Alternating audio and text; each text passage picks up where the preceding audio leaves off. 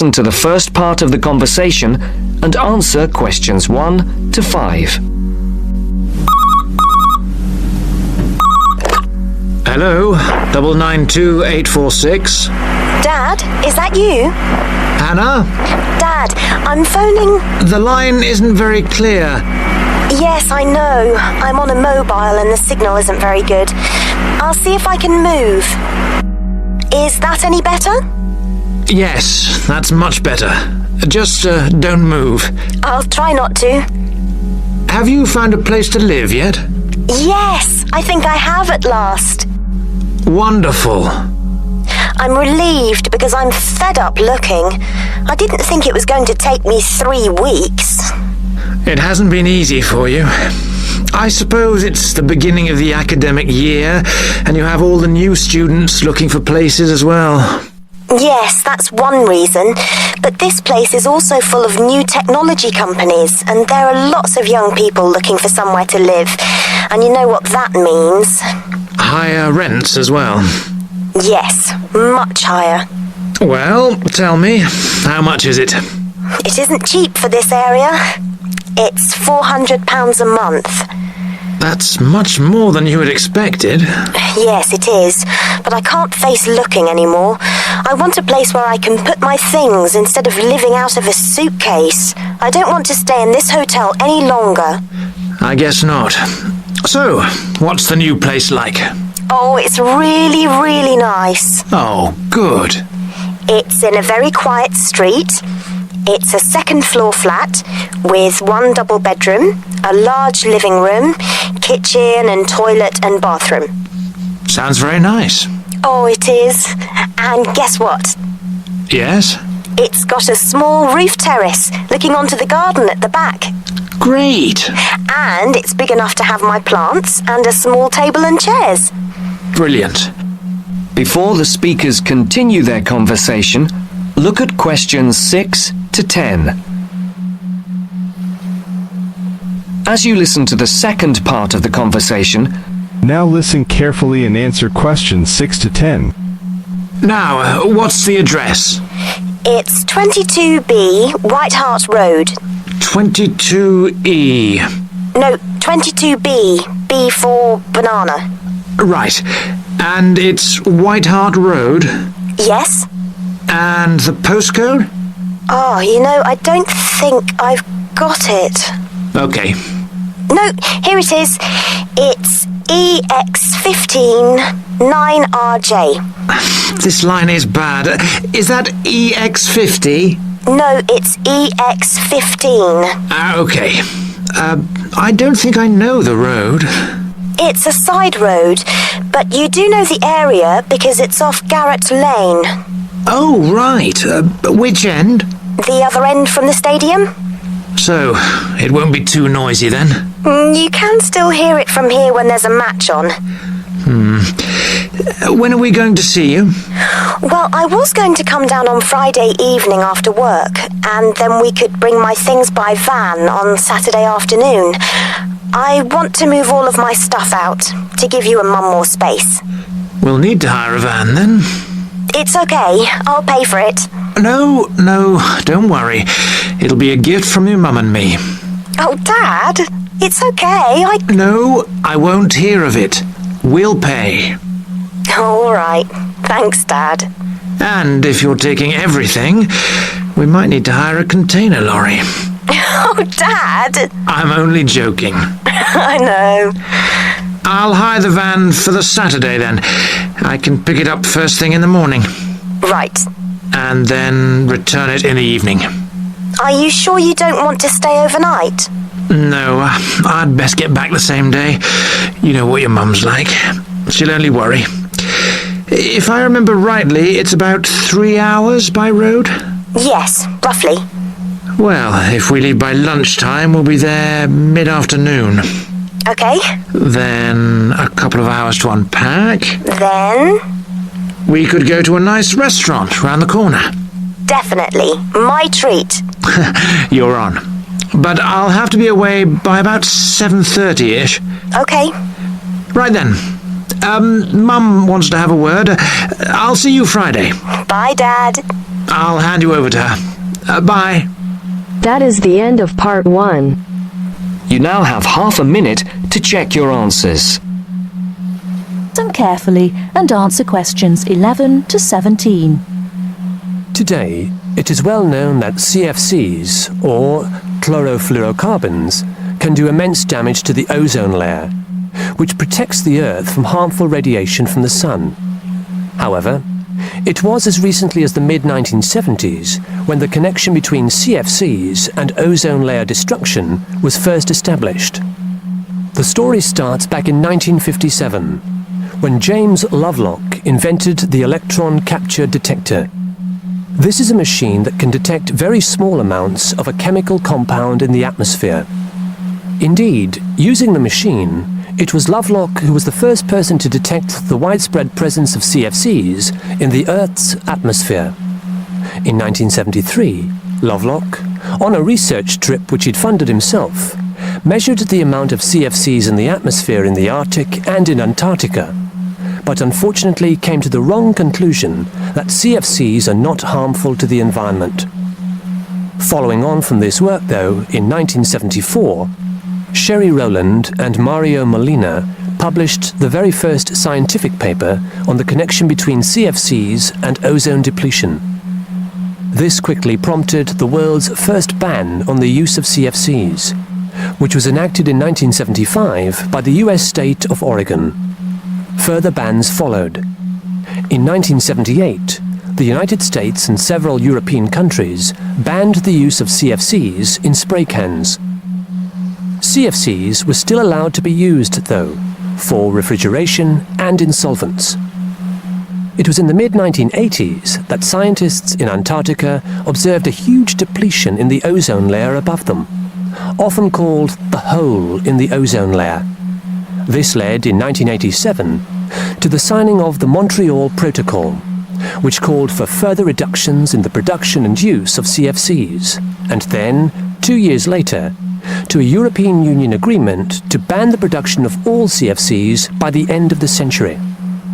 Before you hear the rest of the talk, you have some time to look at questions 18 to 20. Now listen and answer questions 18 to 20. So why exactly are CFCs so harmful? One of the reasons CFCs were so popular in the production of solvents and refrigeration coolants is that they are unreactive. That is, they don't react easily or at all with other chemical compounds. It's this property, however, that also makes them dangerous. Because they are unreactive, it's very difficult for them to be broken down. This gives them a long lifespan, more than 100 years in some cases, and allows them to rise into the upper levels of the atmosphere, the stratosphere, unchanged. There, ultraviolet radiation from the sun starts to break them down, freeing the chlorine atoms from the CFCs. It's this chlorine that helps destroy the ozone there. That is the end of part 2. You now have half a minute to check your answers. Now listen carefully and answer questions 21 to 23.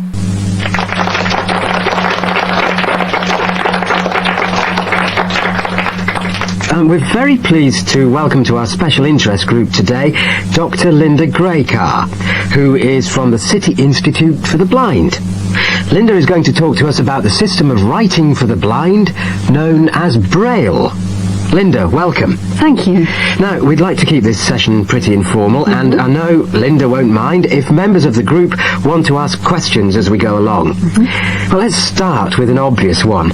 What is Braille, and where does it get its name from?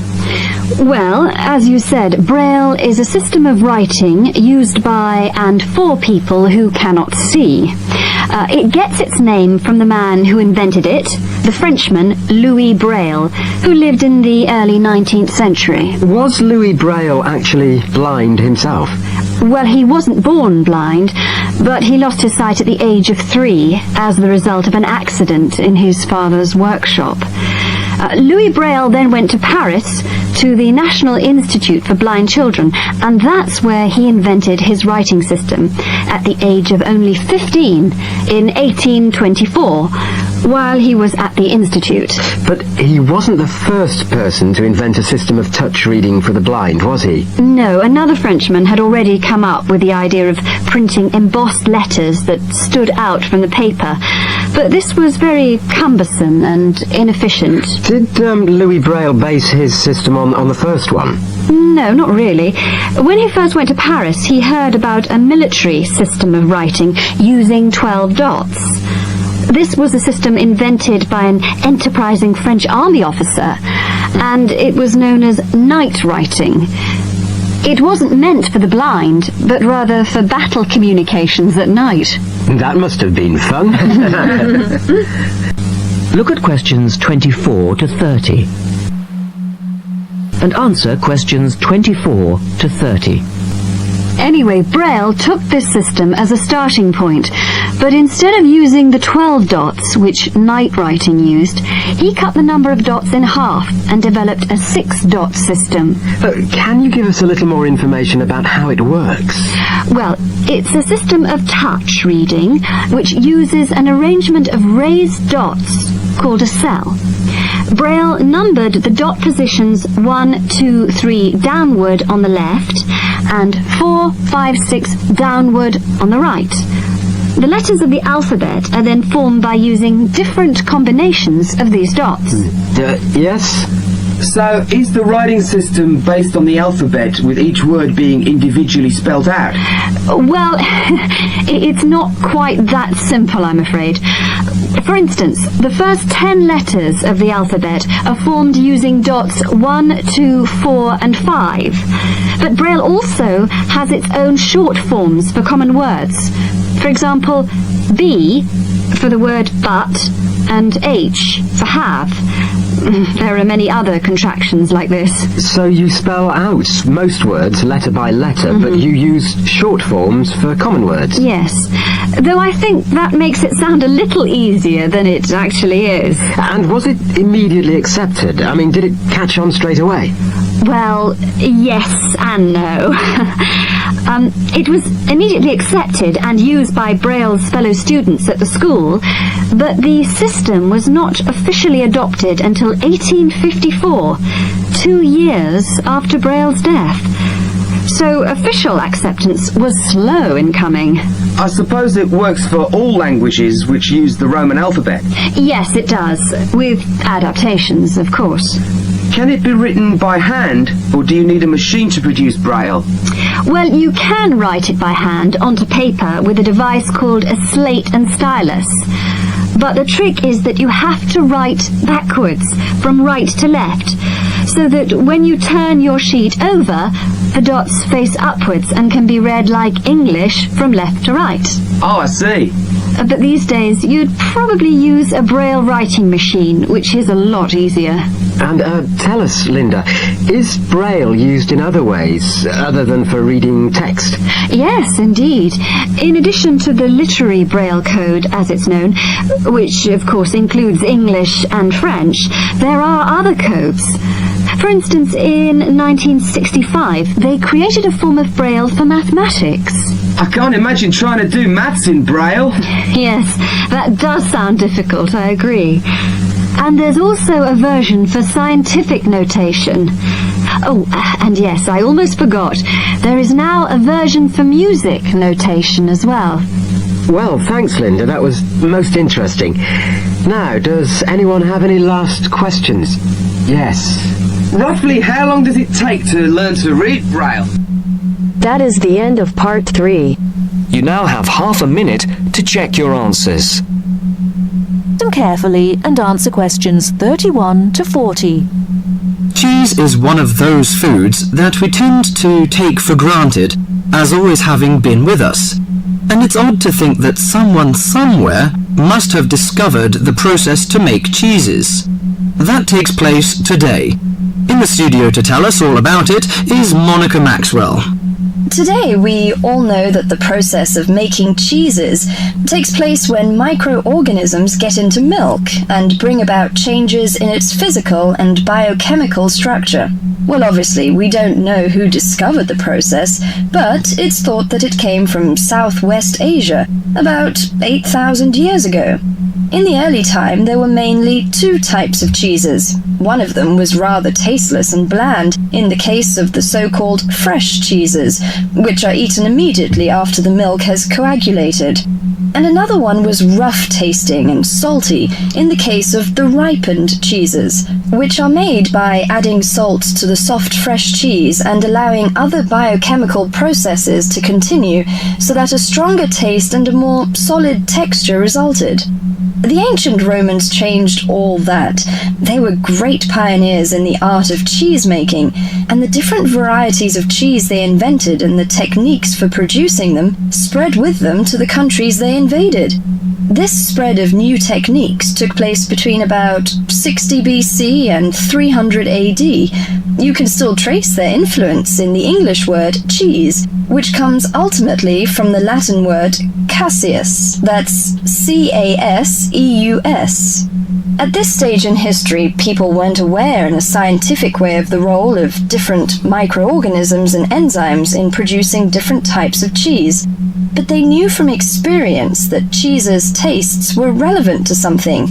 If you kept your milk or your pre-cheese mixture at a certain temperature or in a certain environment, things would turn out in a certain way. In the 19th century, with the increasing knowledge about microorganism, there came the next great step forward in cheese making. Once it was known exactly which microorganism was involved in the different stages of producing a cheese and how the presence of different microorganisms affected the taste, it was possible to introduce them deliberately and to industrialize the process. Nowadays, cheese is made on a large scale in factories, although the small producer working from his dairy farm continued to exist and still exists today. Cheesemaking moved very much into the world of technology and industrial processes, although because the aim is still to produce something that people like to eat, there's still an important role for human judgment. People still go round tasting the young cheese at different stages to see how it's getting on, and may add a bit of this or that to improve the final taste. Whatever the scale of production, there is still room for the development of art alongside the technology. That is the end of part 4. You now have half a minute to check your answers.